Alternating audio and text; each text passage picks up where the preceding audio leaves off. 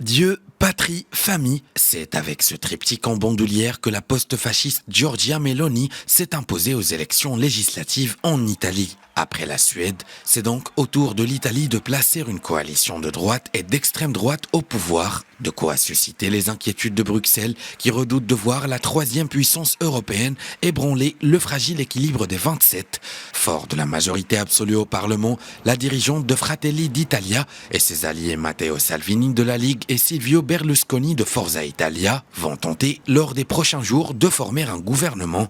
Les Italiens ont envoyé un message clair en faveur d'un gouvernement de droite dirigé par Fratelli d'Italia, a martelé Giorgia Meloni, affirmant ainsi son ambition de devenir Premier ministre.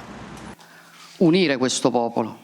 Si nous sommes appelés à gouverner ce pays, nous le ferons pour tous les Italiens. Le grand objectif que nous nous sommes toujours donné en tant que force politique était de faire en sorte que les Italiens puissent à nouveau être fiers d'être Italiens. Être fiers d'agiter le drapeau tricolore. Je tiens à remercier Matteo Salvini et Silvio Berlusconi, la Ligue et Forza Italia. Abbiamo anteposto.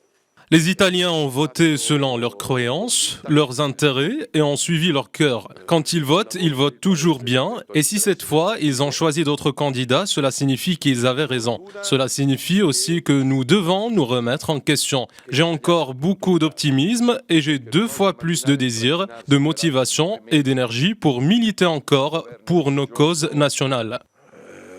Confuso, il giudizio degli elettori è chiaro.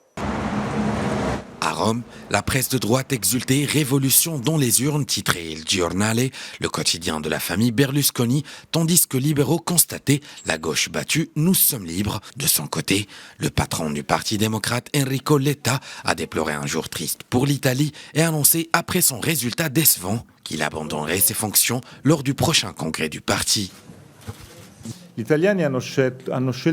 Aujourd'hui est un jour triste pour l'Italie, pour l'Europe. Des jours difficiles nous attendent. Nous nous sommes battus autant que nous pouvions pour éviter ce résultat. Nous nous sommes battus pour nos valeurs et dans le but de mener l'Italie vers l'avenir. Nous sommes encore capables d'être au sein de l'opposition. Nous l'avons déjà fait et nous le ferons encore.